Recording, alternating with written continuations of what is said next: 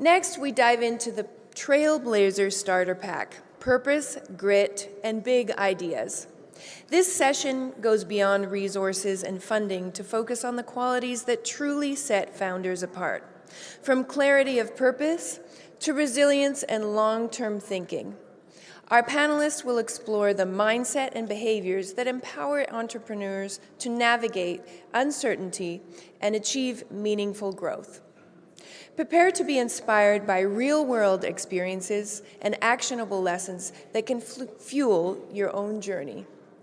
Please join me in welcoming our moderator, Aneela Idnani, founder and president of HabitAware. Come on up to the stage when I call your name. And we have founder and president of GodBrands, Pty Ltd, Theresa Rubi Garcia. Come on up to the stage. Chief Empowerment Officer at Rubi's Positive Empowerment.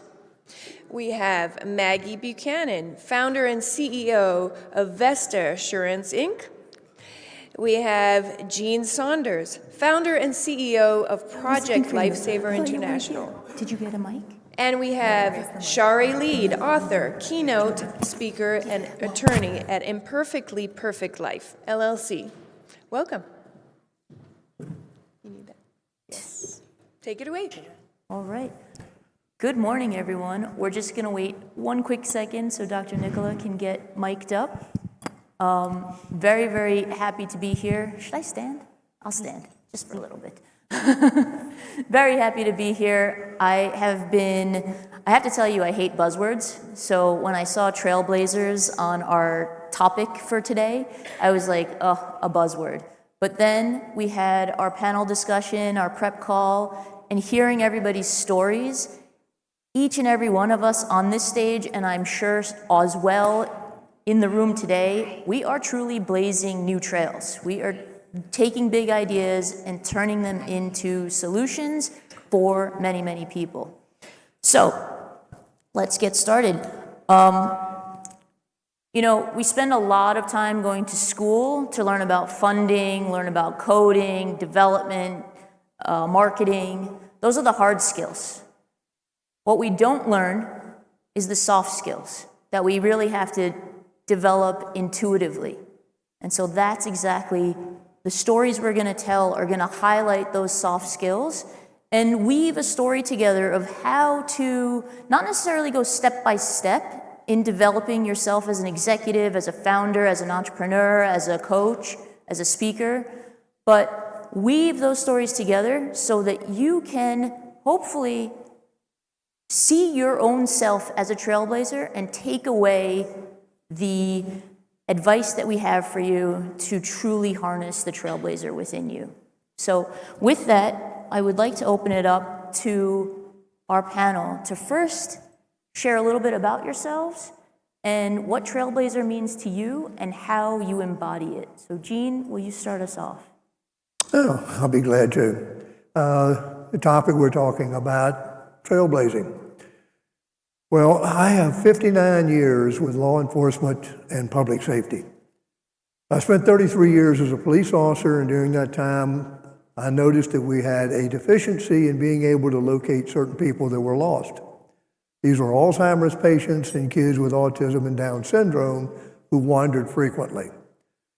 Our problem was we were not good at finding them before tragedy occurred. I came across an electronic tracking wildlife and decided that why couldn't we adapt that? So I did. I did not realize at that time that that was absolutely trailblazing because nobody had ever done it before, had never been thought of. Don't ask me why. I have no idea. Well, I have an idea. I think somebody above said, okay, it's your turn. So I formed the company, a nonprofit called Project Lifesaver. Now, I never really envisioned it going much further than my agency in the Chesapeake, Virginia Sheriff's Office. How wrong I was. I describe it as the horse that got out of the barn, and I'm still chasing it. The problem that I did not know, and I'm listening to all these panels and speakers here today, I wish I had known some of these things when I started this. Now, I had been in leadership positions in the military and the police department for years, but that didn't even hold a candle to what I was stepping into. The one thing I was told when I first started, a gentleman gave me a very good piece of information or advice. He said, "You're going to know when you're successful." And I said, "Well, how's that?" He said, "Because everybody's going to be shooting at you." I didn't know exactly what that meant. Well, it didn't take long to find out. Once I had established this and it started going across the nation, which it has now spread to all 50 states, 9 provinces in Canada and Puerto Rico, and with 2,000 member agencies, other people decided, well, look at what he's done. I think we need to do that too, but let's not reinvent the wheel. Let's take it from him. So the thing that I am going to pass out to people here now, if you're starting an organization or you're starting a company, be careful who holds their hand out to you. You never know what's going to be behind it. They may be a Trojan horse. Why do I say that? Because on 3 different occasions, we had other large corporations come about and say, "Oh, listen, we want to partner with you. We want to help you." Well, the motive was not to do that. The motive was to take it over. Why? Because we were the only ones doing it. We even had some other technology that started to develop as a result of this, and they wanted to eliminate us as competition. So I would say, be careful, know who you're dealing with, and just be careful. And there's 2 words that if I had to sum up everything right now, I would say whatever you do, whatever you want to start, never, ever quit. Thank you so much. Well, to me, trailblazing is really about following the passion, filling a need, and fiercely pursuing whatever it is that you're doing. And so the question was really just, how do you embody it? Yeah, and how do you embody it? Like, what's the work that you do, and where do these skills come out in your work? Well, the interesting thing is I started Ruby's Positive Empowerment as a job matchmaker pairing adults with disabilities to their ideal employers. And we've had to pivot many, many times because there were new needs that were coming up and problems that I just really enjoyed solving. And so we got into, when COVID happened, we started a financial service leg where we were helping the businesses or the community partners that we had already been working with gain the employee retention credit. And so next thing I know, I built a team of 357 affiliates across the nation, and we brought over $1 billion to the small business community during that traumatic time. And so from there, we pivoted again, and now I help people step into their divine innate potential because I realized that I was focused on helping people realize their dreams while sleeping on mine. Love that. We'll come back to that a little bit more in the next.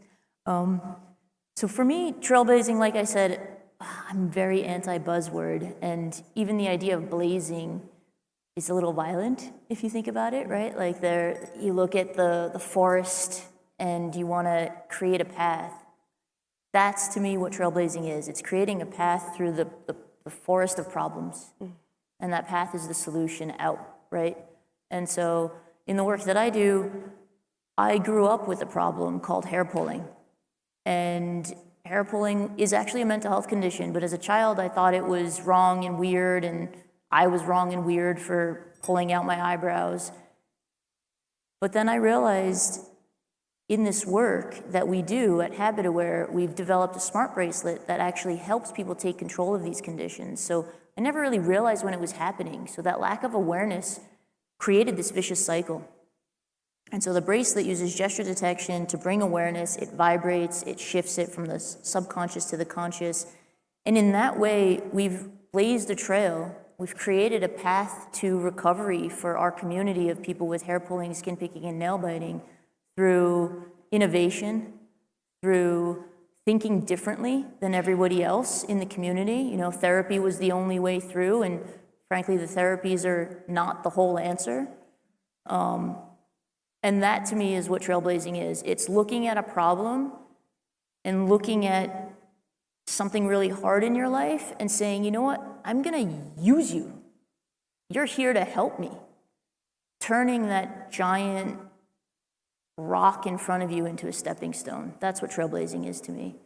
Dr. Nicola? Good morning, everyone.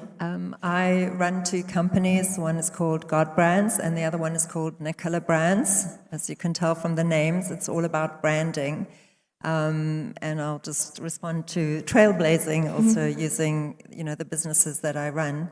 I really liked some of the things that you said, Aneela, about what trailblazing is. It is thinking differently. It is making a path through a forest. Or I also sometimes like to think of escape room. You're in this room and you need to get out and you need to solve problems and, find a way, use your creativity and all of that to escape. What I found in my journey, which didn't have anything to do with business, just to do with the way that I see life, the way that I think, at some point in time, yesterday we spoke in the conference about self-awareness, and so in my own self-awareness, I realized that I do have a different way of seeing things, that I found buzzwords for it, like pioneering, paradigm shifting. I speak about the new world that we have to create together as humanity coming out of COVID. It really feels like that was a marker to change reality for us. I talk about that right now, where we were the worm, or the caterpillar, now we're in the chrysalis, and we are busy coming out to shape a new reality that, quite frankly, all humanity has to shape together. We are all humanity, and we're all every day have our creativity, have our time, have our energy, have our passion, have our thinking, our emotions, our entire being with which we can sow into reality. Together we make reality, and may the best thinkers win. We win together. It's always a selfless service, but we do need the right thoughts and the right sort of engine at the front pulling us higher. What I found talking about my businesses was that I got really passionate about branding, and it was for me like, wow, brands really affect people. I always like to talk about Coca-Cola. Everybody knows Coca-Cola. It's a global brand. There are many, many, many brands we can talk of, but it really is, it's a beverage, it's a soft drink, but that's not the brand, that's the product. On the back of the product, a brand was built. Now we have the slogan, Coke adds life, and people drink Coke. Yes, if you're thirsty, it's something to drink, but on the branding side, it is the emotions, it is the psychology, it is the experience with which you are choosing that. It says something about yourself. It is a reflection about who you are and how you want to feel and who you want to be, as simple as a soft drink. But for my companies, what I experienced as part of my calling was that I received a download of over 10 different brands to rebuild as a megaphone into the world so that humanity can receive these messages. There are messages to men, to women, to youth, various things. There's the brand called Kingdom Mums, one called Beloved Sons, and the deep psychology of these very simple messages actually change, removes shame, shows us who we are in our empowered selves. And I can go on and talk forever, but that's not the point of this panel. But just the very essence of how I felt in business to start with brands and add products that are relevant to the brands is already trailblazing and pioneering. So I found myself on the path of trailblazing and pioneering without even seeking to be that. But I'm very honored to be here and to share some of my experience. Thank you. Thank you so much. Maggie. Hi, I'm Maggie Buchanan, and I guess my answer to what trailblazing is best epitomized by my own story. COVID hit while I was getting a joint master's in public policy and a master's in business at Duke. And I remember sitting on my couch and reading these headlines where people are losing their jobs left and right, and they can't pay their rent, they can't pay their mortgage. Like, what do we do? And the government's best policy response was, oh, just don't pay. We'll give you $2,000 over the next 6 months and you'll be fine. It'll be fine. And as a policy nerd, I was like, wow, that is the stupidest and most unsustainable solution I have ever heard of. And it has since proven to be an absolutely unsustainable solution. And I was like, there has to be a better way of ensuring or taking care, like providing housing security. Like there has to be a better way to do this. I'd worked for a Fortune 500 insurance company prior to grad school, and so I was familiar with the model, and I thought, why don't we just insure against the most likely reasons people are evicted or foreclosed on? And it took 20 seconds to come up with a concept, 2 minutes Googling on my phone to realize it does not exist. And then I ended up writing my master's in public policy thesis on housing insecurity, showing how the government and nonprofit sectors are failing to secure housing and how a for-profit solution, residence insurance, can solve that problem. I changed my MBA concentration to innovation and entrepreneurship, and suddenly I'm on this path of trailblazing, using that buzzword, a new insurance product, completely like made up, and I made it up. And it's been a wild journey, but it's kind of one of those things. I never thought I'd be a trailblazer, and I never set out to be a trailblazer. I got pissed off, is honestly how that is. I got pissed off, and I thought about it and was endlessly curious until I found an answer that could, would, and will work. So that's me, and that's kind of my story with trailblazing. Thank you so much. I love that sentiment of, I just made it up, right? It goes back to the creativity. That's the thinking different. That's what we need in this world, is a little bit more of that inventiveness and playfulness in that way. Shari, will you please share? Sure. Hello, I'm Shari Leid, and a couple years ago when I did a TEDx, I was told I needed a moniker, so I am the woman who flips the box. That's my moniker. But this moniker came from a personal project I did, and I traveled across the U.S. and shared meals with strangers, a stranger in every state. And I did this in a year, and now I've developed a method called the Flip the Box method. It initially started as a movement and was recognized by the National Archives March 5th as a day to simply share a meal with someone. I think our generation owes the next generation. We owe them because we've taught them how to disconnect. We haven't taught them how to connect. This has now become my bread and butter. I speak across the country and I work with Fortune 500 companies, associations, speak at conferences about connection, teaching business owners how to form a culture of connection. A lot of times we hire and we get great talent, but we don't know how to integrate them, how to connect. And so when I think of Trailblazer, I think of someone who's not afraid to start ugly, because it's so much easier to make ugly pretty.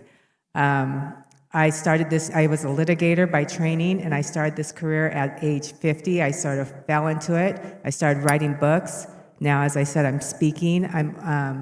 I'm also a regular media contributor, but I started really ugly. My first podcast episode, it sounded like I was being held in a basement. I had an idea, and I started ugly, and now the podcast is my biggest lead generator, and I'm just revamping it and working with a team now. Gone out of my basement. But I started ugly, and if I didn't start ugly, I wouldn't be where I am now with it. So Trailblazer, don't be afraid to start ugly, because it's a lot easier to make ugly pretty than perfect better. I love that sentiment. It goes with making it up, right? First, you got to start with pen to paper, and then start ugly. Our very first prototype was a yellow slap bracelet with the electronics just hanging off the side, and that's how we tested. We had to make sure it worked before we would spend money on the next step. But let's go to the first step. Now, Shari, you talk about helping Fortune 500 corporations and executives. How do you focus on the who versus the you? So the first step in the Flip the Box framework is don't focus on you, focus on who. And I learned this when I was actually in my 20s as a young litigator. First out of law school, I started at the prosecutor's office in Washington State, Pierce County Prosecutor's Office. I was a deputy prosecutor, gung-ho, and let me tell you, I was focused on me. And I did jury, when you're a prosecutor, public defender, you're in court all the time. And when I did jury trials, I was focused on me. What was I going to look like? What verdict can I get? How can I one-up on somebody? And it wasn't until I flipped that and started focusing on you, focusing on the jury, focusing on who was in the jury box, that things really started to change. And that's the same with our team. So many times as leaders, it's very easy to be caught up in focusing on you instead of focusing on our teams, our clients, our stakeholders, wondering what's the message behind what they're saying, wondering what's going on here. When there's a problem, you're focused on you and you're listening to reply instead of listening to identify, listening to reply to tell them why they need to do something that's always been done before because this is a system we have. Well, how about if instead you listen to identify what's the reason they're doing something, identify what the questions are, identify why you're losing employees, why they're not engaged, and then also choose. I always say don't choose control, choose the soul. Choose the person in front of you. As leaders, we're taught to control. We forget the connection. We need the connection. There have been studies done by Harvard Business Studies that show that people feel more engaged and more productive at work when they feel connected to their teams. Don't choose control, ignite the soul. And the last piece is don't play small, play ball. You can't just hire somebody for a position and replace another person for a position because maybe that person doesn't have the same talents. It's just like a team. You see a basketball team, you get a guard in there and it's replaced by another guard. Well, that guard has a different system. If the coach just sat back and didn't get into the game to figure out what that person's talents are, the game fails. Don't play small, play ball. Don't just sit back, get into the game. Don't focus on you, focus on who. I love that sentiment. That's also exactly how we started. I was part of the community of people with hair pulling, understood the shame, understood the pain, and that actually really helped us grow as a community and helped us build our business. Like our first customers were friends of mine, and that's really important to really know who you were serving. But after that, it's, again, that forest of problems. So you know who you're serving, you pick out a problem that they're dealing with. How did you, Dr. Nicola, go from flipping the box, in a sense, of product to brand and flipping it to brand to product? And how have you implemented this big idea? Thank you for the question. I really like our topic is, the Trailblazer Starter Pack, Purpose, Grit, and Big Ideas. And when I looked at that topic, I felt that my personal journey and my experience is really well suited to the big ideas side of our talk. So just my personal story was one really of needing to know why am I born? Purpose, also in the Trailblazer Starter Pack, but really needing to feel that there is a reason why I exist and why I'm on the planet. So I found myself, it was so passionate in me that it's like, I can't even think about making money. That feels so irrelevant, have a job, get a paycheck at the end of the month. I was in my early 20s. I was like, why am I even here? Why am I? And I think whatever we feed, whatever we put our passion into, it does grow. People put their passions into infinite many things, so I put my passion into this. And the universe did not disappoint me. I like to talk about God. My one company is called GodBrands, but for me it was always just an innocent girl with her eyes up at the Creator, somewhere up there, man in the sky. Very simplistic thinking, and really looking for something deep that I was looking for inside of myself. And I can say now, with the journey that I've had, when you give yourself that much, such absolute surrender and that innocence and that we can call it faith, it didn't really feel like faith to me. It just felt like common sense and I need an answer. But that is what created in me the conditions, I believe, to allow God, the universe, source, higher power, to drop inside of me a crazy, crazy, crazy, crazy, crazy, infinitely, limitlessly big idea. It is a cosmic idea that I'm carrying. At the time, it didn't feel that way. At the time, I didn't even get that the details, the sort of the masterminding and the. I like to say, Noah in the Bible, he received instructions to build an ark. It took him 150 years to build it. I don't think I have that many years, but anyways, I believe God's in charge of the story, so it'll take as long as it takes. I am executing a vision that is not my vision. It is coming through me. Going back to the ark, it was a case of you need to take the animals 2 by 2, male and female, build the ark this size, this high, materials that had to be built from. All of that, and also in a time when there was no rain, no water, no need for an ark. So obviously it's one crazy person doing what they really believe in, and they won't be swayed off the path, even if it takes a very long time. So that story, which I think kind of everybody knows, to some extent or other, has really become quite personal for me. And it's like, I've been given this, I've been trusted with this, I can see, and that's what as a visionary we are gifted with, is that I can see the impact that this vision will have on humanity. So it's so got such a hold of me that it's like, I don't care if I walk alone, I don't care if I seem stupid, I don't care how long it takes, I don't care about the money, I'm just going to do this thing, because I'm certainly not lacking big idea, not that I need a big idea, but I'm not lacking purpose, and I'm not lacking an answer to the question of why am I on this earth. And yeah, that's where it goes for me with big idea. And I think whatever size idea we have, because it isn't about size, small actions can have huge impact. It's about the thing that you are shaped for. Big, small, medium, hidden away, out in big public, it's really irrelevant. Because if you are in your own true journey, you are fulfilled. You're perfectly shaped for it. It's just what you came to Earth to do, and I'd choose that any day. Thank you. So beautiful. Thank you so much. I love what you talked about, saying that you can see the impact it's going to make. And I think that knowingness of what you're doing is so important as a trailblazer, that trust in yourself. I remember when we were starting out, we just were doing this from a place of love. It was literally my husband and I just wanting to help. He just wanted to help me, right? And then we realized, oh, this could help other people. And still coming from that place of love and that higher energy, that higher power, you have to have faith in that. But you also have to have faith in yourself. And it's very hard to do that when you're doing something hard, especially when you're doing something hard in a very hard time. I mean, you say the word insurance and I start getting heart palpitations, right?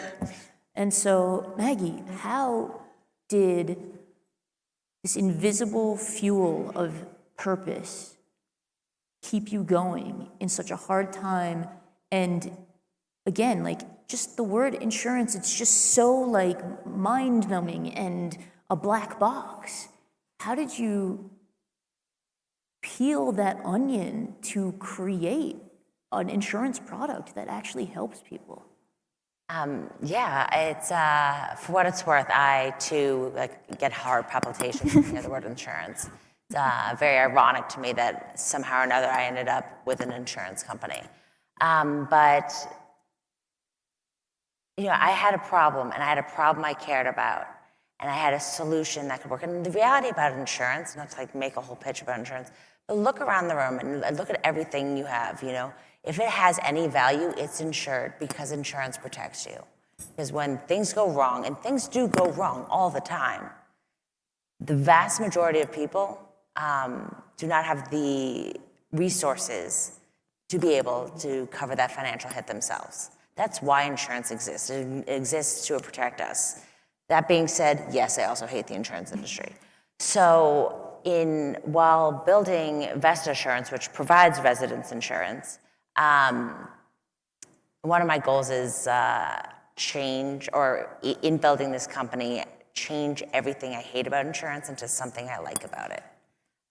Whether that it comes from making the formulas, very clear-cut, formulaic for your premiums. Why you're being charged what you're being charged. And, in layman's terms, FAQs about the entire thing. I want you to understand what we are, what we're trying to do, and how we will help you not in legal jargon, not in, whatever else, but just like layman's terms, like just people talking. Like the things I don't like about that industry, I try to solve. But as far as it comes to trailblazing and purpose, purpose isn't even half the battle. It's like a fraction of the battle for me. The day-to-day, having this big idea is really exciting. It's fun. You get to talk about it. You get to, whatever. The day-to-day grind is, and often, or can be, exhausting. It's exhausting, and it's, some days feel great, and some days feel like straight up imposter syndrome 24/7. Some days feel like I got this, and other days I'm like, what is going on? Because as a trailblazer with a new product in a very antiquated industry, it is. I don't know of many new insurance products that just like showed up on the market. Like I don't, and I do work in that industry, and so it can be daunting at times, And I think to be a trailblazer of any kind of success, yes, you need grit. Yes, you need purpose. Yes, you need a big idea or a small idea, whatever idea. You need to be solving some problem. But it takes a little bit more than that, a lot more than that. And it's what I call un peu de folie, which is French for it takes a little madness, a little insanity. Because it's you have this idea, this purpose, this grit, and this undying, insane belief, honestly insane belief that, I have this, that my idea is my idea is the right idea, and my idea will work, and I alone can pull this off. Like, that's insane. But it's also true in my experience. And, it's the one question with, so many people have asked me, whether investors or just friends or whatnot, why now? Why hasn't this been done before? I have no idea. It's the one question I cannot answer. I do not have an answer for, because it's insanity. But it's so duh to me when I think about it. That purpose is so clear, front and center in my head at all times. But getting it to fruition is a different story. So like your analogy of finding a path through the trees, a forest. It's that, but it's with a destination in mind. But between here and that destination is step by step by step by step. In my case, most of my steps are in stilettos, but that's just a personal preference. But it's step by step, and some of those steps are grueling, and some of them are easy, and some of them are fulfilling, and some of them are terrifying, and they're everywhere in between. It is every emotion all at once, all of the time as a trailblazer. I'm sure other people can identify with that. But, so yes, it's all of those things. And at the same time, it is the best thing I've ever done. Would not trade it for the world. So yeah, that's pretty much my spiel on purpose. Well, I love what you said about, it goes back to the who, not the you, in terms of that grind. And to me, that reading all that legalese as a customer in many situations, that is a grind. And it sounds like you're really putting that person you're serving front and center and saying, I'm not going to make that a grind for you. And in the same way, you're not making it a grind for yourself because it's so much easier for you to write, right? So I love that idea of like looking at the grind and even taking it and saying, you know what, we don't need to make that a grind. And also your sentiment, I forget the French word, but Un peu de folie. Say it one more time. Un peu de folie. Un peu de means folie. A little insanity. A little insanity, right? I mean, we have a few entrepreneurs that talk about it's the crazy that changed the world. And I think a lot of us sitting here, we make up our solutions and people think we're crazy. But then we actually create them and we make them. And, they start supporting us and they start looking to us for more support and for help. And I think that's fantastic. And that's what fuels the purpose as well. So just as we need purpose, right? We talk about the hard times. We also need to develop grit. And Theresa, you're working with a population that is so strong in their own personal, framework in their own personal life, but how, in serving this population and in moving into your new role, how have you embodied grit, and what, can you give an example maybe? And then also, what would you say to a founder that has grit, has that tenacity, but just hasn't broken through to this arena of actually blazing that trail, actually taking their idea and making it to, quote unquote, the other side, the destination that they're seeking? Yeah, so, grit is important, and it's the primary foundation of our business, behind our purpose, right? An example of me having grit was probably during COVID. A lot of people in my industry shut down. We were considered essential, and so I kept going. But at that same time, I had a personal tragedy where I lost my sister to suicide. And so I couldn't give up, but I also couldn't function. And so what I had to do was find a process, which for me was heart math, that created coherence internally. Because if you're in overwhelm, if you're stressed and grinding, if you will, then you're often in an incoherent state. And from that place, you actually can only use the base of your brain. Your body shuts down energetically to conserve for that flight or freeze or flee mode the survival mode. And so if you're in overwhelm, you need to find your center and ask yourself some questions. Get to the root of your identity, because when you are truly being authentic in yourself, you're allowing yourself to rest and relax as well, which is also a requirement for receiving. And so it's really, it requires a lot. You need to work hard, and you also need to rest, and you also need to play. And if you're in overwhelm, you're not doing those things, so you need to find your center. I love what you're saying there in terms of, I have the grit, I'm go, go, go. It's actually that's holding you back. Yeah. Right? You need to pause, you need to slow down, you need to take care of yourself. That is a trailblazing skill, is remembering, when you're hacking in the trees, to pause and hydrate, pause and sleep, pause and eat well, so that you have the energy for your body to keep moving. Thank you so much for sharing that hardship and how you've turned that pain into purpose. I very much appreciate it. Thank you. We're coming to, I think, almost the end. I'm keeping an eye. But Gene, you talked a lot about this idea of when you reach that pinnacle of success, people come shooting for you. I think that's so interesting that, there's, we have greed, we have jealousy, we have ego, a lot of that in many rooms that we sit in.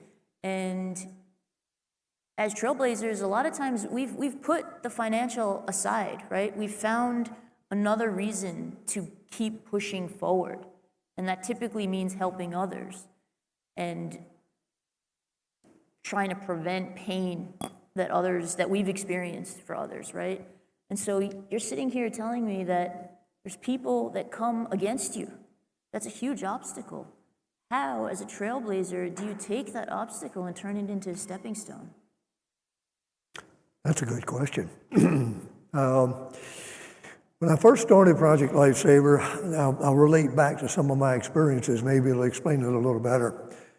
When I first came up with the idea of taking or stealing, actually, the technology from wildlife tracking and using radio frequency or radio direction finding to locate people, I actually had people, when I tried to fundraise to get it started, tell me I was out of my mind. That's the stupidest thing I've ever heard. It's the craziest. You are a loon. It'll never work. Well, my wife's always said I'm pretty hard-headed, and some of y'all have probably noticed that. I just said, well, I'm going to do it anyway. Yeah, well, it's true. So once I got into it and started, I didn't realize that because I started this, that all these other people that wanted to cash in on what we were doing are now going to come forward. Well, the only thing, if I had to give, and I'm asked many times, well, what advice would you give somebody if they're going to start something? Well, the first is go for your idea. Go for it. Don't be deterred by the naysayers, by the people that say you're an idiot, you're a loon, it'll never work. And then other things that you need to understand is it's not going to be always a smooth road. You're going to have bumps in it. You're going to have people that are going to oppose you, that are going to try to take it away from you. I would tell everyone, never lose sight of your vision. What is it you're trying to do? What is it you're trying to accomplish? And keep working toward that end. And the last thing I would say, and I think I've heard it alluded to a couple of times, is have a support system. I would have to say, you need someone that you can talk to, someone that you can bounce the ideas off of, someone that can assure you you're not crazy, you're not stupid, what you're doing is good. Remember to keep going. You know, damn the torpedoes, as they say, full speed ahead. Make sure that you have these things in place. And there's any obstacle that you come across, any kind of barrier that hits you, always remember, there's one more thing you can do. You've just got to go deep inside and reason it out and say, I can do this. I'm going to do this. I'm going to make it happen. And to hell with all the people that say I can't. I love that sentiment. You got to have that faith in yourself, right? Well, I've just gotten the 5-minute warnings. We have one quick sort of popcorn question. What, as we wrap, one piece of advice, one takeaway, or one word to leave all of us with in terms of becoming a trailblazer? Gene, you kind of just shared, but if you want to just give a quick hit, and then we'll... Well, I don't think I can do it in one word. It's going to take two, and that's something I learned a long time ago in the military. No matter what your objective is, never quit. Never quit. Mine is trust yourself. Follow your dreams. You were given it for a reason. I think mine would be, as a trailblazer, remembering when things are hard, your why, and who you serve. Because that's the thing that keeps me going, is just little Aneela in my mind, and then when I see little Aneela, I see all these kids that we've helped, and that just keeps me going. So there are different words I would use, but right now, which probably is a reflection of where I am on my own journey, I would share the word perseverance. I really do believe in life we must have perseverance. Again, it's in the Bible, and it seems to be that God cares more about who we become on the journey, and that it's about our character that we build. So when that stuff is hard and we keep going with faith in ourselves and all those different things, I find that perseverance is a word that gives me a lot of power and helps me persevere. Thank you. My last overarching takeaway, I guess it would be, don't wait until you feel ready. You will never feel ready. You're blazing a new trail. There's no such thing. No one's going to tap you on the shoulder and say, oh, it's time, go for it. You just do it. If you have to do it messy, do it messy. Just do it. Take action on a daily basis. One minute step after another is totally fine. Messy is totally fine. Just do it, because no one's going to give you permission. So that's what I'll leave you with. The story you tell yourself changes everything about yourself. So make sure the story you tell yourself is one that helps you sit up taller and supports your trailblazing dreams. I needed to hear that. Thank you. That was beautiful. Thank you so much. I think we are at time. If there's a time for a question, or one question from the audience, anyone would like to? Going once, going twice. Sold. 2. Team CXO. Thank you very much for taking time with us. Thank you. Feel free to come find us if you'd like to talk to us individually. We hope you're having a great conference, and I'm very blessed and thankful to all of you up here with me sharing your wisdom.